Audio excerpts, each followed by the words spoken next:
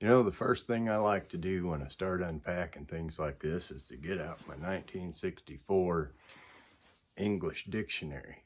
Why do I get out the English dictionary from 1964? Because the old ones still had actual word definitions. Nowadays, we're kind of getting a little flexible with the terminology. Why? Well, because you notice how it's always they want you dumber, more ignorant, less informed. So you start manipulating the words. Anywho, so let's define the terms. I'm reading to you verbatim here. Conspiracy. The first definition is the act of conspiring or plotting. Second definition, any combination of persons for an evil purpose. I got my notes here, my list of things. There's certain things that you can kind of, sort of, usually, generally dismiss between a conspiracy and a conspiracy theory. We'll put that out there and we'll get back to that in a second. But let's take, for example, Bigfoot. You can kind of, let's say there's this big hairy monster floating around in the woods somewhere and he doesn't want to be seen, the Yeti and all this stuff. Is there a financial gain or a benefit from keeping this knowledge hidden? I don't think so. How about Elvis Presley? Oh, he didn't die in 1977. I saw him at Burger King, and then he went and pumped his own gas in Montana. You think Elvis? I mean, there's a possible thing there. Like, maybe there's a financial benefit because the guy was way more financially successful in death than he was ever when he was alive. The Elvis Presley enterprise, the whole thing that was built up around his death, taking tours through the Graceland home and his catalog sales and all that. That's like $100 million a year enterprise. His net worth when he was dead was like $4 million. Do you think the man would be pumping his own gasoline? We can go way back in time, like the so-called Egyptian pyramids. Were they tombs for kings? Because they never pulled a single body out of them. Not a single king or emperor or whatever, the ruler. Or are they 0-point energy? It's hard to know. I mean, water erosion. What we're starting to find out is that the Egyptians probably found those pyramids. And any questions into this or any is met with not violent opposition, but serious opposition. You get run out of the country. We ain't looking into nothing here. What about Jesus Christ and his murder?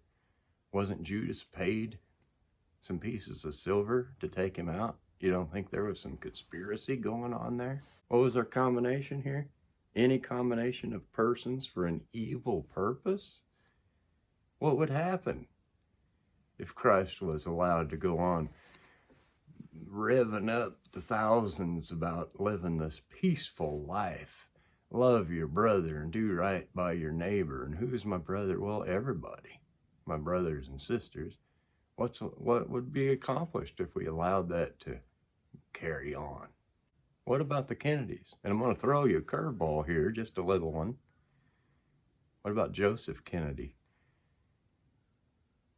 who pulled his money out of the stock market just like a month or two before the thing crashed in October of 1929, and instead of reinvesting his profits as he normally did, he took his money in cash and gold, which was later devalued, so he stood to gain even further. Never mind all that. What about the sinking of Lusitania, which was chock full of rifles that got America into World War I? We had no business in World War I. Well, Joseph Kennedy, a bootlegger and an arms dealer, and he was dead set on getting his boys into the presidency, and he pulled that off pretty well. You see, there's a massive financial gain there for Joseph Kennedy and his boys, and the whole family goes on to this day. Conspiracy? We're coming around to the term you're waiting to hear. His son, John Fitzgerald Kennedy, did get into the Oval Office We got to be careful with our terminology here, and by we I mean me, because we don't want the slap on the wrist. It is now commonly believed that a certain agency at least had a hand in his demise. There had to be some calculations and plotting going on to pull troops out of Vietnam. How did we get into Vietnam? How did America get into Vietnam? The Gulf of Tonkin incident, I believe, but it is now known that that was completely fabricated. There was no incident to pull us into that war. Again, America had no business being in Vietnam. It wasn't any of our concern. Prior to all this, see, I'm jumping around kind of because conspiracies are everywhere. Prior to all this, what about Nikola Tesla? And I did a little video on Nikola Tesla. It's back if you want to go back and watch it. Left out a ton of stuff on that one. Of primary interest, again with the 0 point energy, but of primary interest was upon Tesla's death, he had labeled and organized 80 trunks of calculations, information, studies, experiments, and just somebody, a certain agency just happened to be right in the vicinity because this guy could kick over at any minute. He's 86 and destitute. The greatest inventor, for my money, that humankind has ever known, and he's penniless, living off the gratuity of a hotel. Yeah, well, a certain agency just happens to be nearby, and when he kicks the bucket, those 80 trunks become 60. We got 20 trunks of missing information. And who was one of the first ones on the scene? A man named John Trump, grandfather to a certain president later on. Reality TV show. It's confusing. There's probably no plotting going on. This John Trump later won awards, massive fame and fortune, in the same field that Tesla just happened to specialize in. You see, after World War II, when America was the last standing, really, there's only 2 superpowers left, but the money and the time now to do devious things, whole bunch of stuff started getting pretty squirrely, and people started asking questions. We didn't have communication like this here internet, but certain people would bring up certain things, or certain people might have worked for certain institutions that happened to know certain things. Guys like Charles Manson, who was funded by a C and an I, an agency, I think. Notice how deliberate that is. Gave him drugs. He's running to Mexico. He's coming back. He's not even supposed to leave the state of California. What was the purpose? What were the scientific studies going on? Why would they give the man psychotropic drugs? It's crazy. It's fascinating. But another term came out by that same agency. That was a theorist. So now these things are conspiracy theories. Well, what does theory mean? Our third definition of theory is a careful and plausible explanation which covers known facts and opinion offered as possibly, but not positively true. So now we're introducing an element of doubt. These conspiracy theorists, they're nut jobs. They're living up on mountains. They don't want to obey the government. They think they got all these right. They're nuts is what they are. You could look into what they call the banana republics. From 1947 to 1997, that we know about. 83 governments have been overthrown by the CIA, most of them democracies. Well, why would that happen? And how come you never hear about it? There was a guy in Libya who just happened to develop a water delivery system that was considered like the 8th wonder of the world. Now you got this whole country and the whole region rising up out of the poverty they'd been kept under. The guy wasn't a saint, but did he need to be killed? We came, we saw, he died. Remember that? Why? You should look into that maybe if you're interested. There's an invasion going on at the southern border. Immigration.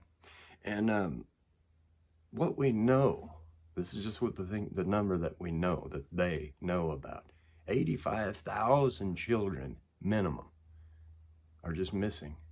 Nobody knows who they are. Nobody knows where they went. Children. Well, for what purpose? And where did they go? In 2001, there was 2 buildings up in New York City that exploded, leveled them, big old tall buildings. You could call them towers. There was a building 7 that nobody talks about, happened to hold the financial records of the United States. That was its primary purpose. Oh, Larry, what's his name? Notice how I'm intentionally forgetting. Was on PBS saying we made the decision to pull the building. Pull is a detonation term. Takes months of planning, wiring. They do it to old buildings all the time. Well, this building 7 collapse had the financial records. And 2 days before, on September 9th, 2001, old Donnie Rumsfeld was on TV saying there's $2.3 trillion just missing. Well, where would the records for that be? This is so weird. Some people will get mad, but there's this whole flat earth thing going around. Maybe, maybe not. I don't know anything about it other than to say, where would the financial gain be in lying about it, or the sinister purpose? I kind of dismiss that one out of hand because I don't understand why it is such importance that we need to even waste time on it. Jumping back to World War II, Adolf Hitler kills himself in a bunker. Russians burn the body. Why? Don't know. But they claim they have his skull, and then they did some DNA tests more recently in the 2000s. Turns out that is not even a male skull. So whoever they burned wasn't old Adolf. Now there's some speculation. Well, it's not even speculation. There were whole colonies in Argentina that a certain SS boys, came on submarines and established this whole colony of like-minded individuals. There was another agency, the FBI, who knew about this. And they just decided not to pursue it. Because, the war's over. It's crazy. Who funded Adolf Hitler? Didn't Henry Ford have a picture of him in his office and vice versa? And Ford Motor Company, Chevrolet, Kodak, I don't know. It's the information is out there. Hey, speaking of those boys that had the double S's on their uniforms, one of them, Goebbels, kind of pushed this thing with music being standardized 440 hertz tuning.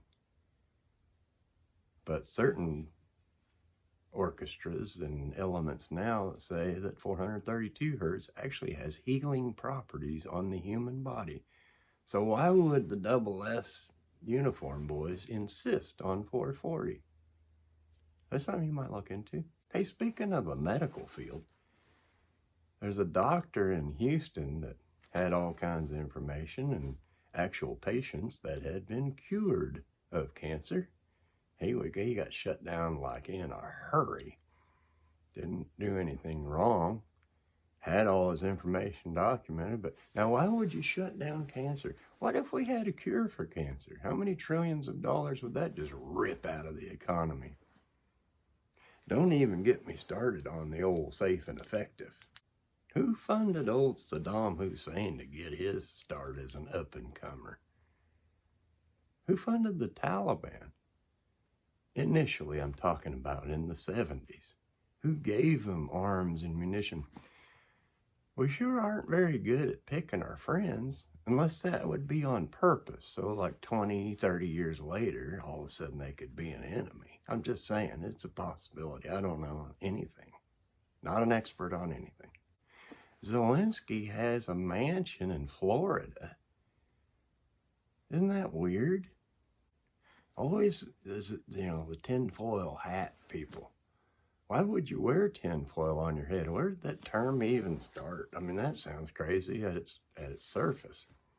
I watched a documentary one time, and this evil, bad guy was creeping out at the school bus and snatching up kids, and they didn't know where he'd gone or where he went and how he was doing this.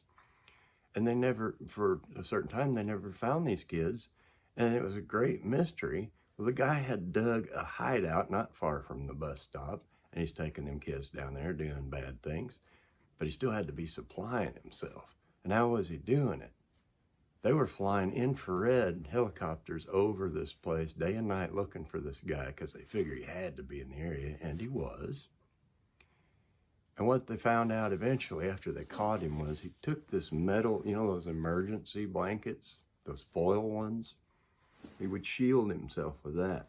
And thereby, he wasn't detectable by infrared. Somebody came up with a tinfoil hat. I'm not saying that's a good idea. I'm just saying that's where it came from. All this stuff has origins. Conspiracies, plotting in secret. You don't think that goes on in the government where, 1, 2, 15 people to discuss in secret, even if it's so much as we're going to go to lunch, but we're not going to tell Susan about it. It's just us.